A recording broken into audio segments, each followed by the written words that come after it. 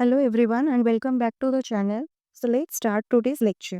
So see हमने previous class में यहाँ तक कंप्लीट कर दिया था. ओके एग्जाम्पल डिस्कस किए थे केसीएल केवीएल उसका स्टेटमेंट एप्लीकेशन उसका रूल कैसे अप्लाई करेंगे वो सब हमने देख लिए थे प्रीवियस पार्ट में. तो यहाँ पे एक एग्जाम्पल आप लोग देख सकते हो. Use Kirchhoff rules to determine the potential difference between the point आपको गिवन है between A and D when no current flows in the arm BE. आप लोग देख सकते हो ये वाले आर्म में बीई में कोई भी करंट अगर फ्लो नहीं करेगा. ठीक है. Of the electric network shown in the figure below. तो यहाँ पे जैसे कि हमने आपको प्रीवियस क्लास में बताया था आपको जो करंट का डायरेक्शन अज्यूम करना है. आप कोई भी डायरेक्शन अज्यूम कर सकते हो. वो आपको खुद से अज्यूम करना होगा. ओके. तो यहाँ पे हम लोग मान लेते हैं कि ये वाले जो आप दो लूप देख रहे हो ये एक लूप है and this is the second loop. ये जो दो लूप आप देख रहे हो ये दोनों लूप में आप लोग देख सकते हो कि हमने क्या किया है. यहाँ पे कॉरेंट्स का जो डायरेक्शन वगैरह है हमने आपने खुद से ही यहाँ पे अज्यूम कर लिया है एंड उसको नेमिंग भी खुद से कर दी है. ठीक है. तो हमने ये वाले जो लूप में मान लिया है कि जो करंट I3 है वो क्लॉकवाइज मूव कर रहा है. Similarly I1 current is flowing through this loop and I2 ये वाला मिडिल वाला ब्रांच यानी कि BE में फ्लो कर रहा है. ओके. तो यहाँ तक हो गया. नेक्स्ट हम लोग क्या करेंगे. इसको चूज करने के बाद आपको एक चीज ध्यान रखना है कि क्या बोल रहा है कि BE यहाँ पे जो देख रहे हो BE में आपका करंट का वैल्यू 0 होगा. ओके. इसको जब हम इक्वेशन सॉल्व करेंगे तब भी अप्लाई कर देंगे कि BE में आपका करंट 0 होगा. तो यहाँ पे हमारे पास दो लूप है. तो पहला लूप अगर हम कंसिडर करेंगे AFEB A. ओके. A से FFEB फिर से A. ओके. ये एक लूप है एंड दूसरा लूप यहाँ पे आप लोग देख सकते हो. ठीक है. तो नाउ हम क्या करेंगे अप्लाइंग बोथ. आपका क्या अप्लाई होगा both Kirchhoff's and Kirchhoff's KVL यानी कि किरचॉफ्स वोल्टेज लॉ हम लोग अप्लाई करेंगे. तो देखो इसका सोल्यूशन पार्ट में क्या होगा. यहाँ पे आप लोग डायग्राम देख सकते हो. यहाँ पे आपका 3 ओम रेजिस्टर लगा हुआ है 1 वोल्ट. यहाँ पे 2 ओम यहाँ पे 6 वोल्ट. यहाँ पे I3 करंट आपका फ्लो कर रहा है. ओके. तो नेक्स्ट हम लोग क्या करेंगे कि अकॉर्डिंग टू किरचॉफ्स जंक्शन हम लोग आइदर पॉइंट ई में अप्लाई करेंगे नहीं तो बी में अप्लाई करेंगे क्योंकि यहाँ पे देखो बी पर भी एक जंक्शन है ई पर भी एक जंक्शन है. तो हम लोग आइदर ई में भी अप्लाई कर सकते हैं. एनी जंक्शन पे हम लोग क्या अप्लाई करेंगे आपका जंक्शन रूल यानी कि KCL. यहाँ पे देखो आप पॉइंट ई को अगर कंसिडर कर रहे हो यहाँ पे E3 is the incoming current I1 is the outgoing current and similarly I2 is also the outgoing current यानी कि क्या हो जाएगा I3 equals to I1 plus I2 sum of incoming currents equals to sum of outgoing currents. Okay. तो यहाँ पे आपका आ गया I3 equals to I2 plus I1. लेकिन हमें पता है कि since I2 equals to 0 in the arm BE तो क्या हो जाएगा इंस्टेड ऑफ I2 आप लोग 0 पुट कर देना तो I3 इक्वल्स टू I1 आ जाएगा. सिमिलरली हम लोग लूप रूल यूज करेंगे जैसे कि हमने बताया AFEBA यानी कि फर्स्ट वाले लूप में ये वाला आप लोग देख सकते हो AFEBA इस लूप में. ओके. तो यहाँ पे करंट का डायरेक्शन देख सकते हो इस तरफ है यानी कि क्लॉकवाइज हम लोग करंट का डायरेक्शन की तरफ ही मूव करेंगे. यानी कि आपको रूल पता होगा अगर हम करंट का डायरेक्शन में मूव करेंगे तो क्या हो जाएगा यहाँ पे देखो +6 volt -2 I3 +1 volt -3 I3 -I2 R1 +3 volt equals to 0. देखो अगर हम करंट का डायरेक्शन में मूव करेंगे यहाँ पे नेगेटिव से पॉजिटिव की तरफ मूव हो रहा है यानी कि +6 वोल्ट यहाँ पे आ जाएगा. वोल्टेज ड्रॉप होगा तो -2 I3 इसके वजह से आ जाएगा +1 यहाँ पे इसके वजह से -3 I3. नेक्स्ट यहाँ पे देखो इसके वजह से आपका आ गया कितना -I2 R1 फिर इसके वजह से आएगा +3. ठीक है. यहाँ पे सारे के सारे गिवन है. इसको हम सॉल्व करेंगे तो आ जाएगा कितना 2 I3 +3 I3 I2 R1 equals to 10 volt यानी कि हम लोग बोल सकते हैं 5 I3 +I2 R1 equals to 10 volt but I2 equals to 0. So 5 I3 10 volt हो गया. तो I3 का वैल्यू आ गया 2 एम्पियर. लेकिन आप लोग यहाँ से देख सकते हो I3 I2 आपका 0 हो गया. अब हम यहाँ से देखो जित यहाँ पे देखो ये वाला equation I3 equals to I1 है तो यहाँ पे ये वाला गलत लिखा गया है यहाँ पे 1 आ जाएगा. I3 इक्वल्स टू I1 आ जाएगा कितना 2 एम्पेयर क्योंकि दोनों में आपका सेम अमाउंट का करंट फ्लो हो रहा है. नेक्स्ट देखो हम लोग next potential difference between A and D along the branch AFED of the closed circuit. जो भी हमने क्लोज्ड सर्किट कंसिडर किया था ये वाला this is the closed circuit. अगर हम इस बड़े वाले को लेंगे this is the closed circuit तो यहाँ पे ए एंड डी पॉइंट के बीच में हमें पोटेंशियल डिफरेंस फाइंड आउट करना है। तो हम लोग ए से डी यानी कि ए एफ ई डी इस ब्रांच में हम लोग क्या फाइंड आउट करेंगे, पोटेंशियल डिफरेंस। क्योंकि क्वेश्चन में आप लोग देखो क्या क्वेश्चन में पूछ रहा है कि यहाँ पे देख सकते हो, use Kirchhoff's rules to determine the potential difference between points A and B. Okay, so potential difference कैसे फाइंड किया जाएगा, यहाँ पे देखो पोटेंशियल एट ए, इसको क्या लिखोगे, वी ए, देन -2I3, यहाँ पे देखो पोटेंशियल एट ए क्या हो जाएगा, v ऑफ ए। यहाँ से हम लोग करंट के डायरेक्शन में ही मूव कर रहे थे ना, तो यहाँ पे -2I3, ये वाला +1, ये -3I3। ओके, नेक्स्ट आपका क्या आ जाएगा, v of D. v of D यानी कि पोटेंशियल एट पॉइंट डी। ठीक है, सिर्फ और सिर्फ ये वाले ब्रांच में हम लोग देखेंगे। तो यहाँ पे क्या हो जाएगा, तो ये वाला आपका आ गया v of A -2I3 +1 -3I3 minus of V D. So V A minus V D को एक तरफ रखेंगे क्योंकि हमें वो चाहिए पोटेंशियल डिफरेंस, बाकी को दूसरी तरफ। नेक्स्ट हम I3 का वैल्यू पुट कर देंगे जो कि कितना है, 2 एम्पियर। ओके, तो 2 एम्पियर पुट कर देंगे तो हमारा पोटेंशियल डिफरेंस आ जाएगा कितना, 9 वोल्ट। ओके, 9 वोल्ट आएगा, इसको अच्छे से याद रखना। ठीक है, तो नेक्स्ट हम लोग क्वेश्चन एक देख लेते हैं। तो आंसर आपका 9 वोल्ट आ गया। नेक्स्ट क्वेश्चन आप लोग देखो, in the circuit shown in the figure E F G H are cells of EMF। यहाँ पे जो ई एफ जी एच जो गिवन है, दिस आर द EMF आपको गिवन है। ठीक है, तो नेक्स्ट देखो इसका EMF आपको 213 फिर से 1, यानी कि इसका 2 वोल्ट, इसका 1 वोल्ट, इसका 3 वोल्ट एंड इसका फिर से 1 वोल्ट गिवन है। एंड देयर इंटरनल रेजिस्टेंस, ऐसे करके यहाँ पे इंटरनल रेजिस्टेंस लगा होगा, यहाँ पे 2 ओम, यहाँ पे ऐसे करके इंटरनल रेजिस्टेंस लगा होगा 1 एंड 3 1 रेस्पेक्टिवली। सो पहले इसका जो डायग्राम है आपको कैसे करना है, देखो इसका डायग्राम आपको इस तरह से करना है। वेट, देखो ये आपका EMF हो गया 2 वोल्ट, यहाँ पे इंटरनल रेजिस्टेंस, ये आपका EMF 1 वोल्ट, इसका internal resistance, EMF 3 volt, internal resistance.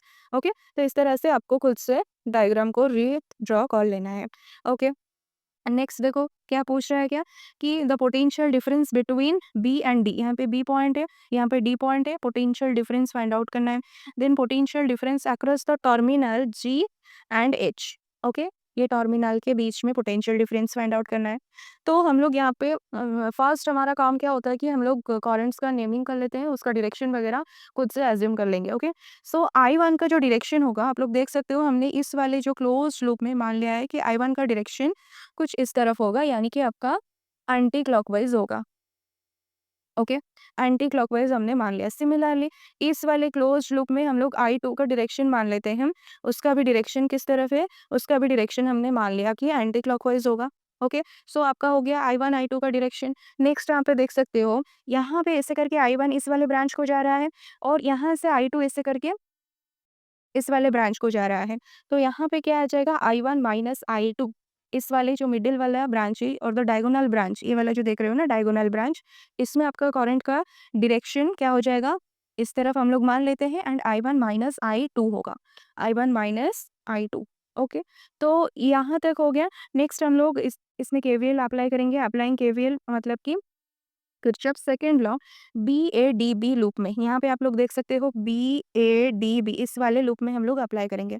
देखो करंट का डायरेक्शन है एंटी क्लॉकवाइज, हम लोग उसी डायरेक्शन में ही यहाँ पे मूव करेंगे। तो क्या हो जाएगा, 2 माइनस 2I1, यानी कि आप लोग यहाँ से इस वाले डायग्राम को देखो, करंट का डायरेक्शन जिस तरफ है हम लोग उसी तरफ मूव कर रहे हैं। तो यहाँ पे आपका हो जाएगा 2, यहाँ पे हो जाएगा -2I1, यहाँ पे क्या होगा -I1, यहाँ पे -1 होगा और यहाँ पे आप लोग देख सकते हो 2 इंटू I1 माइनस I2, यानी कि -2I1 माइनस I2 होगा। ठीक है, तो ये वाला आपका आ गया 2 minus 2I1 minus I1 -1 minus of 2I1 minus I2 equals to 0। तो जैसे हमने फर्स्ट वाले लूप में अप्लाई किया है, सिमिलरली हम लोग KVL अप्लाई कर देंगे BDCB लूप में। BDCB लूप यानी कि ये वाला लूप, यहाँ पे आप लोग देख सकते हो, यहाँ पे भी हम लोग क्या करेंगे कि करंट के डायरेक्शन की तरफ ही चलेंगे। जिस तरफ करंट का डायरेक्शन होगा उसी तरफ हम लोग मूव करेंगे, क्योंकि यहाँ पे आप लोग देखो करंट का डायरेक्शन है इस तरफ, I2 का डायरेक्शन इस तरफ है, लेकिन इस वाले ब्रांच का डायरेक्शन इसका ऑपोजिट है। तो यहाँ पे इसी वजह से माइनस साइन के जगह पर प्लस साइन आ गया है। Okay, next +3 -3I2 -I2 -1 equals to 0। तो यहाँ पे आप लोग देख सकते हो, देखो वेट, यहाँ पे हम लोग क्या करेंगे, देखो करंट के डायरेक्शन की तरफ ही चलेंगे।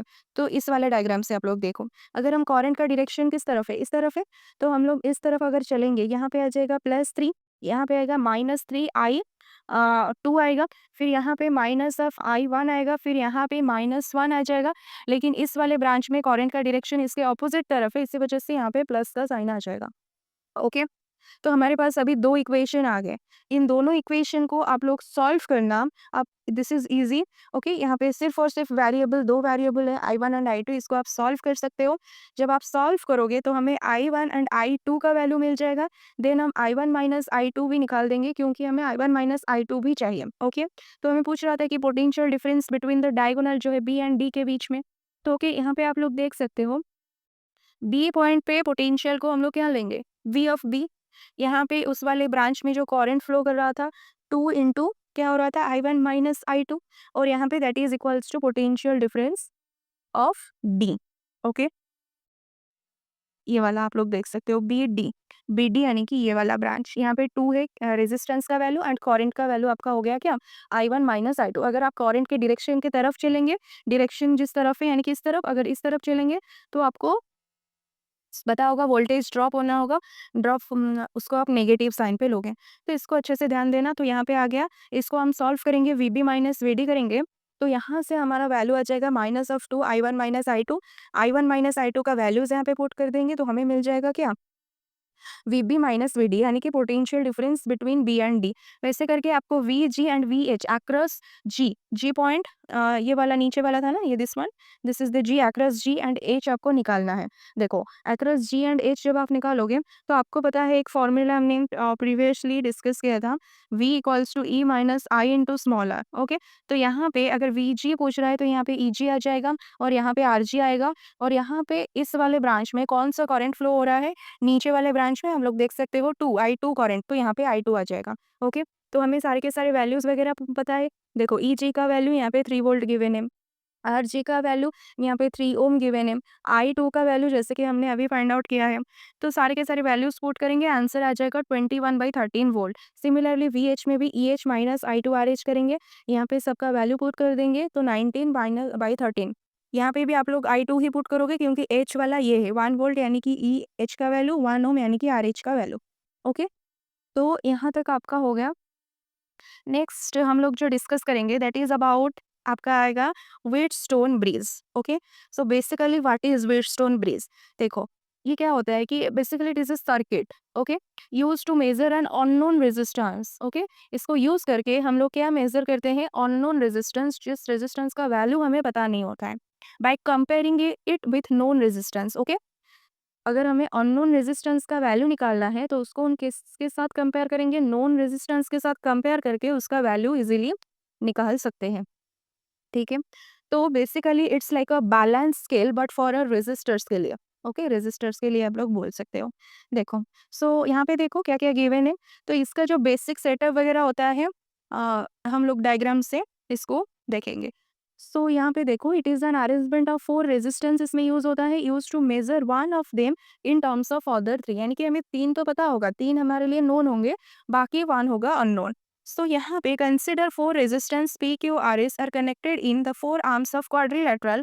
The galvanometer G and the tapping key K2 are connected between B and D। यहाँ पे आप लोग देख सकते हो, यहाँ पे आपको क्वाड्रिलेटरल की तरह 4 आर्म्स गिवन है, एंड 4 आर्म्स में यहाँ पे P resistor, Q, S, R resistors are connected, and in the arm B D यहाँ पे गाल्वानोमीटर कनेक्टेड है। ओके, सिमिलरली नेक्स्ट क्या है, the cell of EMF E and one way key K1 are connected between points A and C as shown in the figure. Okay. Resistances P and Q are called ratio arms. Resistance R is a variable resistance and S is unknown resistance here। यानी कि यहाँ पे S जो है हमें पता नहीं है, इसको हमें फाइंड आउट करना है, लेकिन P Q R is the known resistance। Okay, and K1 क्या है, आपका वन वे की है। ओके, कनेक्टेड बिटवीन, जो कि आप लोग देख सकते हो point A and point C के बीच में कनेक्टेड है। ओके, ये वाला पॉइंट A से लेके C के बीच में कनेक्टेड है। ओके। नेक्स्ट आपको क्या-क्या गिवन है, resistance P and Q are called ratio arms, इसको क्या बोलेंगे, रेशियो आर्म्स, क्योंकि P बाई Q हम लोग करेंगे, इसी वजह से इसको क्या बोलेंगे, ratio arms. And resistance R is a variable resistance, R आपका क्या होगा यहाँ पे, वेरिएबल रेजिस्टेंस, यानी कि इसका वैल्यू हमेशा वैरी करेगा। ओके। एंड एस आपका हो गया क्या, अननोन रेजिस्टेंस। ठीक है, यहाँ तक हो गया। नेक्स्ट आपको क्या गिवन है, के टू गिवन है, दैट इज द टैपिंग की, उसको हम टैप करके क्लोज्ड सर्किट ओपन सर्किट कर सकते हैं, are connected between B and D. ठीक है, सो ये आपका हो गया पूरा सेटअप वगैरह। तो नेक्स्ट हम लोग इसमें बेसिकली क्या होता है कि व्हीटस्टोन ब्रिज यानी कि हमेशा P by Q equals to R by S होगा, P by Q equals to R by S होगा। इसको यूज़ करके अगर हम एस पता नहीं होगा तो इजीली आप लोग इसे निकाल सकते हो। ठीक है, इसका प्रूफ वगैरह भी आपको गिवन है। तो पहले आपको बेसिक सेटअप पता होना चाहिए। बेसिक सेटअप में आपका आ गया क्या-क्या कि यहाँ पे हम लोग क्या करेंगे, एक क्वाड्रिलैटरल सेट का सर्किट कंसीडर करेंगे with 4 resistor in its 4 arms. Okay, so P and Q are in the top of 2 arms. Okay, जो कि आप यहाँ पे देख सकते हो, यहाँ पे P है, यहाँ पे Q है, and R is at the bottom of 2 arms. Okay, galvanometer आपका B एंड D पॉइंट के बीच में कनेक्टेड है, एंड यहाँ पे आप लोग देख सकते हो A एंड C के बीच में एक आपका हो गया बैटरी, एंड यहाँ पे K1 कनेक्टेड है। ओके, इसका जो वर्किंग प्रिंसिपल होता है वो क्या होता है कि when the bridge is balanced, जब ब्रिज आपका बैलेंस हो जाएगा, द गैल्वेनोमीटर शोज करंट, क्या शो करेगा, जीरो करंट शो करेगा। ओके, बैलेंस के केस में गैल्वेनोमीटर जो करंट शो करेगा वो कितना शो करेगा, जीरो करंट शो करेगा। Okay, this means there is no potential difference between point B and D, के बीच में कोई भी पोटेंशियल नहीं होगा। If current is zero there is no potential difference between B and D. Okay, so in this balanced condition, the ratio of resistors on one side equals to the ratio of resistors other side. Okay, ठीक है, तो basically this is the क्या हो गया, working principle, यानी कि P by Q equals to R by S. Okay, यहाँ पे हमें तीनों वैल्यूज पता है, P Q R, but we have to find the unknown value of resistance, that is S।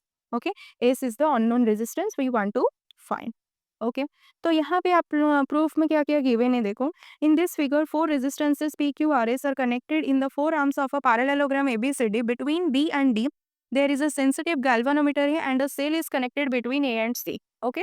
K1 and K2 are two keys. By pressing the key K1, a current I is allowed to flow from the cell. यहाँ पे अगर K1 को आप press करोगे, यहाँ से current ऐसे करके I करंट आपका क्या करेगा, फ्लो होना चालू होगा। ठीक है, at the point A current I is divided into 2 parts. यहाँ से आप लोग देख सकते हो I, इस वाले डायग्राम में देखो, जो I करंट फ्लो करना चालू होगा bye tapping the key K1, I current यहाँ पे दो हिस्सों में डिवाइड हो जाएगा। ठीक है, I करंट आपका दो हिस्सों में डिवाइड हो जाएगा। ठीक है, so one part I1 flows in the arm AB and the other part I2 flows in the arm AD। ये तो हमें दिख रहा है, I1 जा रहा है AB आर्म में एंड I2 जा रहा है AD आर्म में। ठीक है, नेक्स्ट देखो, the resistances P Q R and S are so adjusted that on pressing key K2 there is no deflection in the galvanometer. No deflection में मतलब क्या होता है कि there is no current in the diagonal BD। हम लोग ऐसे इसको बैलेंस करेंगे ब्रीज को, व्हीटस्टोन ब्रीज को, कि गैल्वेनोमीटर में करंट का देयर इज नो डिफ्लेक्शन होगा। नो डिफ्लेक्शन मतलब कि आपका no current. So this the same current I1 will flow in the arm BC as in the arm AB। Okay, तो AB में जो भी I1 करंट फ्लो हो रहा होगा, BC में भी वही I1 करंट फ्लो होगा। सिमिलरली AD में जो I2 करंट फ्लो हो रहा होगा, यहाँ पे DC में भी वही I2 करंट फ्लो होगा। Okay, and same I2 will flow in the arm DC as in the AD। सो यहाँ पे हम लोग अप्लाई करेंगे Kirchhoff second law for the closed loop BADB। तो यहाँ पे आप लोग देख सकते हो BADB, BADB मतलब कि ये वाला, बी से BADB, इस वाले लूप में हम लोग क्या अप्लाई करेंगे, KVL। अगर देखो, अगर हम यहाँ पे KVL अप्लाई करेंगे, आप लोग यहाँ से देख सकते हो, यहाँ से करंट का डायरेक्शन इस तरफ है और इस वाले में करंट का डायरेक्शन इस तरफ है। Okay, -I1P plus I2R equals to 0। अच्छा, minus of I1P plus I2 of R equals to 0। देखो, यहाँ पे तो आपका करंट का वैल्यू 0 होगा। अगर हम क्या करेंगे, करंट के डायरेक्शन की तरफ, इस वाले डायरेक्शन को अगर हम कंसिडर करेंगे, इस वाले डायरेक्शन की तरफ मूव करेंगे, तो हमको पता है वोल्टेज ड्रॉप होगा। तो क्या हो जाएगा, -I1 into the resistance, resistance इस वाले R में कितना है, P। ओके, एंड ये वाला आपका देखो डायरेक्शन इसका क्या है, उल्टा है, तो यहाँ पे आपका प्लस साइन आ जाएगा, प्लस I2R। ओके, डायरेक्शन उल्टा है, इसी वजह से आपका आ गया क्या, साइन उल्टा आएगा। तो यहाँ पे इसको सॉल्व करेंगे तो हमें क्या मिलेगा, I1P इक्वल्स टू I2R। ठीक है, सिमिलरली हम लोग दूसरे वाले जो क्लोज्ड लूप है CBDC को कंसिडर करेंगे। यहाँ पे आप लोग देख सकते हो CBDC, इसको अगर हम कंसिडर करेंगे, ठीक है, तो यहाँ पे भी देखो I1 का डायरेक्शन एंड I2 का डायरेक्शन, दोनों का direction opposite to each other है एंड इस वाले BD में देयर इज नो करंट। तो यहाँ पे भी हम लोग क्या करेंगे, एक ही डायरेक्शन को हमारा रेफरेंस डायरेक्शन मान के चलेंगे। तो यहाँ से भी हम लोग देखो क्या मिलेगा, -I1Q यहाँ पे प्लस I2S, क्योंकि दोनों का डायरेक्शन अपोजिट है। तो क्या आ गया, QI1 equals to SI2। By dividing equation, ये वाला इक्वेशन एंड दिस वन, ये वाला इक्वेशन, दोनों को हम लोग क्या कर देंगे, डिवाइड कर देंगे। then what we will get P by Q equals to R by S. This is the simplest proof of this Wheatstone bridge। तो यहाँ पे देखो, it is clear from this formula that if the ratio of the resistances P and Q and resistance R are known, then the unknown resistance S can be calculated easily, हम लोग easily calculate कर सकते हैं। This is why the arms AB and BC are called ratio arms, यानी कि P जिस arm में connected है एंड Q जिस आर्म में कनेक्टेड है, उन दोनों आर्म्स को हम लोग क्या बोलेंगे, रेशियो आर्म्स बोलेंगे।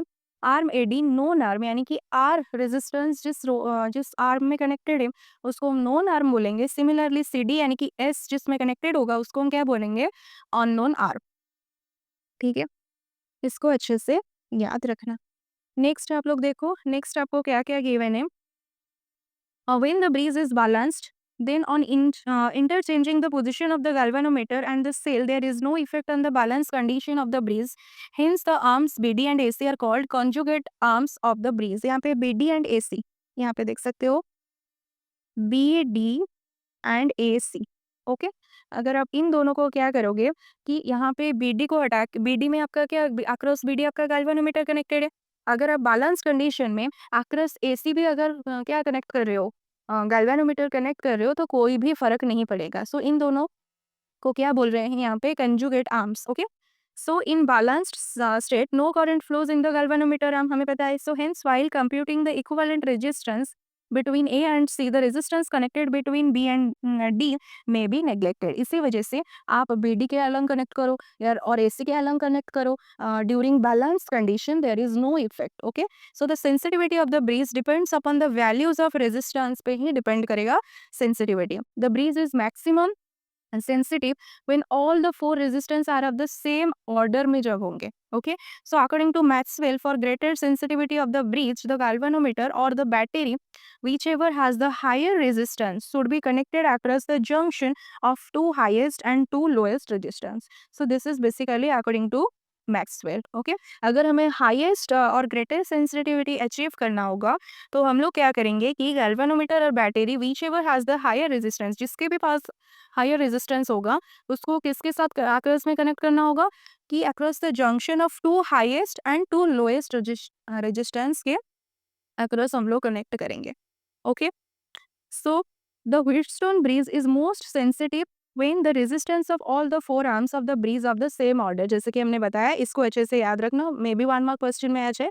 ओके, नेक्स्ट देखो, the advantage of null point method और जीरो डिफ्लेक्शन, जैसे कि हमने बैलेंस कंडीशन में बताया, there is no deflection occur in the galvanometer in a Wheatstone breeze is that the resistance of galvanometer doesn't affect the balance point। there is no need to determine the current in resistances and internal resistance of a galvanometer। okay, so this is the basically advantage of this। okay, तो यहाँ पे आपको क्या-क्या याद रखना है कि हमें यहाँ पे पी, क्यू, आर नोन है, यानी कि आपको तीनों रेजिस्टेंस पता होगा और आपको फाइंड आउट क्या करना होगा, द फोर्थ अननोन को आपको फाइंड आउट करना होगा by the formula P by Q equals to R by S. Okay, और यहाँ से आपका एस का वैल्यू आ जाएगा कितना, Q by P into R. Okay, so इतना ही याद रखना है इसमें। ठीक है, तो नेक्स्ट आपको पहले तो पी एंड क्यू को हम लोग क्या बोलेंगे, उस वाले आर्म्स को रेशियो आर्म्स बोलेंगे, आर को नोन आर्म बोलेंगे एंड एस को अननोन आर्म बोलेंगे। ओके, बेसिकली इसको आपका लैबोरेटरीज वगैरह में यूज किया जाता है। ओके, नेक्स्ट एक एग्जांपल आप लोग देखो यहाँ पे, इन अ व्हीटस्टोन ब्रिज सर्किट पी आपको गिवन है 7 क्यू आर एस भी, अच्छा एस भी आपको गिवन है, यानी कि चारों के चारों वैल्यूज आपको गिवन है। Find the additional resistance to be used in series with S so that the bridge is balanced. Okay, we have to find the additional value. Okay, जिस वैल्यू को ऐड करने से ब्रिज आपका क्या हो जाएगा, बैलेंस हो जाएगा। ओके, तो यहाँ पे हम लोग ऐसे एज्यूम करेंगे, let the bridge be balanced when additional resistance हमें पता नहीं है, let suppose this is x is put in series with S. Okay, so instead of x हम लोग एडिशनल इसमें क्या ऐड कर रहे हैं, एक्स ऐड कर रहे हैं, तो अभी एस की जगह पर क्या आ जाएगा, S plus x, S plus x. जैसे कि मैंने अभी बताया एस का वैल्यू हम कैसे फाइंड आउट करेंगे, Q by P into R, but now instead of S you are using S plus X. Okay, तो x का वैल्यू क्या आ जाएगा, q by P into R minus S करोगे, वैल्यूज पुट कर दोगे, एडिशनल वैल्यू क्या आ जाएगा, 6.72 ओम, 6.72 ओम आएगा। ओके, ठीक है, यहाँ तक हो गया। नेक्स्ट आपको एक एग्जाम्पल गिवन है, the Wheatstone bridge circuit have the resistances in various arms आपको गिवन है, कैलकुलेट क्या करना है, करंट थ्रू द गैल्वेनोमीटर। देखो ये 100 ओम गिवन है, दिस इज 10 ओम गिवन है, यहाँ पे 15 ओम, यहाँ पे 60 ओम, 5 ओम। ओके, सो करंट्स का डायरेक्शन, ये वाला फिगर आपको ऑलरेडी गिवन है, यहाँ पे इस वाले ब्रांच में I1 करंट फ्लो हो रहा है, यहाँ पे IG करंट, यहाँ पे I1 माइनस IG, इस वाले ब्रांच में I2 प्लस IG, यहाँ पे I2 करंट। ओके, यहाँ से I1 I2 करंट फ्लो हो रहा है सर्किट में। ठीक है, यहाँ पे भी I1 प्लस I2, देखो this is the whole diagram given to you. तो यहाँ पे बेसिकली क्या करना है, हमको पहले कंसिडर करना है क्लोज्ड लूप। ओके, अब हम लूप कंसिडर करेंगे, यहाँ पे आप लोग देख सकते हो ए बी डी ए, इस वाले लूप को अगर हम कंसिडर करेंगे तो हम लोग क्या करते हैं, यहाँ पे डायरेक्शन ऑफ करंट इस तरफ है ना, तो हम लोग इसी डायरेक्शन में ही मूव करेंगे अभी। तो क्या हो जाएगा, अगर आप डायरेक्शन की तरफ, करंट के डायरेक्शन इस तरफ है, तो अगर आप इसी डायरेक्शन में ही मूव कर रहे हो तो क्या आ जाएगा, अगर 100 इंटू I1 होगा, यहाँ पे माइनस साइन आ जाएगा। ठीक है, इस वाले में क्या आ जाएगा, आई जी, यानी कि 15 इंटू आई जी, 15 IG आएगा। नेक्स्ट आपका इस वाले इसमें करंट का डायरेक्शन ऑपोजिट है, तो ये वाला आपका प्लस में आएगा, प्लस में आएगा, इसको अच्छे से याद रखना। ठीक है, तो यहाँ इसको अगर आप जब सॉल्व करोगे, इसमें से आपको क्या मिल जाएगा, यहाँ पे साइन आपका उल्टा लिया गया है, कोई बात नहीं, इसने करंट का डायरेक्शन उल्टी तरफ माना होगा। ठीक है, तो इसको हम सॉल्व करेंगे, इसका जो आंसर आएगा 20I1 plus 3IG minus 12I2। Similarly in the closed loop अगर हम किस पे कंसिडर करेंगे, बी सी डी बी, इसमें अगर हम कंसिडर करेंगे तो यहाँ पे आप लोग देख सकते हो 10I1 माइनस IG। तो यहाँ पे देखो इस वाले में जिस जो भी आंसर आएगा इसका ऑपोजिट इसमें आ जाएगा, यानी कि इसमें आपको माइनस साइन लगा होगा। देखो यहाँ पे -5I2 प्लस IG है एंड माइनस IG। ओके, तो आपकी मर्जी, आप करंट के डायरेक्शन की तरफ अगर मूव करोगे तो वहाँ पे वोल्टेज ड्रॉप होगा, तो नेगेटिव साइन आ जाएगा, इसको अच्छे से ध्यान रखना। तो इसको अगर हम सॉल्व करेंगे तो हमें ये वाला वैल्यू मिल रहा है और इक्वेशन मिल रहा है 2I1 minus 6IG minus I2 equals to 0। अब हम क्या करेंगे, in the closed loop A D C E A, यानी कि A D C, sorry, A D C, फिर से ये वाला, I think this loop consider कर रहे हैं। ओके, ये वाला लूप, तो इस वाले लूप में क्या होगा, देखो 60I2, क्योंकि यहाँ पे आप लोग देख सकते हो ये वाला 60I2। नेक्स्ट आपका आ रहा है 5I2 प्लस आई जी, 5I2 प्लस आई जी, क्योंकि डायरेक्शन सेम है, डायरेक्शन सेम है। ओके, अभी तक चेंज नहीं हुआ, इक्वल्स टू 10, इक्वल्स टू 10 यानी कि दिस मच। ओके, ठीक है, तो यहाँ पे इसको अगर हम सॉल्व करेंगे तो ये एक इक्वेशन आ रहा है, तो तीनों इक्वेशन को हमें सॉल्व करना है। So we are getting the value of I G as 4.867 milli ampere. Okay, तीनों को आप लोग सॉल्व करना है, इसका आंसर क्या आ जाएगा, 4.87 मिली एम्पियर। आपको सिर्फ रूल्स याद रखना है, केवीएल में क्या होता है कि अगर आप करंट के डायरेक्शन के अलोंग अगर मूव कर रहे हो तो वहाँ पे क्या होगा, वोल्टेज ड्रॉप करेगा। अगर वोल्टेज ड्रॉप करेगा तो we are taking the sign minus I into R. Okay, इसका ऑपोजिट, अगर आप different direction opposite to the current अगर मूव कर रहे हो तो वहाँ पे प्लस आई आर आएगा। सिमिलरली सेल में क्या हो जाएगा, अगर आप पॉजिटिव से नेगेटिव की तरफ मूव कर रहे हो तो यहाँ पे देखो ये नेगेटिव आ रहा है ना, पॉजिटिव से नेगेटिव मूव कर रहे हो तो यहाँ पे माइनस EMF आपको लेना पड़ेगा। अगर नेगेटिव टू पॉजिटिव मूव कर रहे हो तो आपको पॉजिटिव अभी दिख रहा है तो प्लस ही लेना पड़ेगा। ओके, तो ये सारे कुछ रूल्स वगैरह है, इसको अच्छे से याद रखो। ठीक है, नेक्स्ट आई थिंक आपका चैप्टर ये वाला पूरा का पूरा खत्म हो गया। ठीक है ना, ये चैप्टर्स आपका पूरा का पूरा खत्म हो गया। तो यहाँ पे आप लोग देखो समरी वगैरह कुछ गिवन है, जिसको चाहिए वो यहाँ से देख सकता है। जैसे कि हमने ये शॉर्ट नोट्स टाइप आपको गिवन है, हमने पूरे डिटेल्स में कवर किया है। तो यहाँ पे शॉर्ट नोट्स टाइप आपको गिवन है, आप लोग यहाँ से चेक कर सकते हो। ठीक है?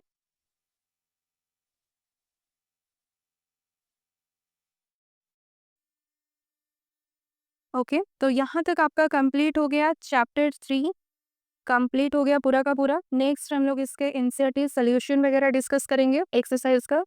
नेक्स्ट चैप्टर 4 उसके बाद स्टार्ट करेंगे। Okay, so thank you.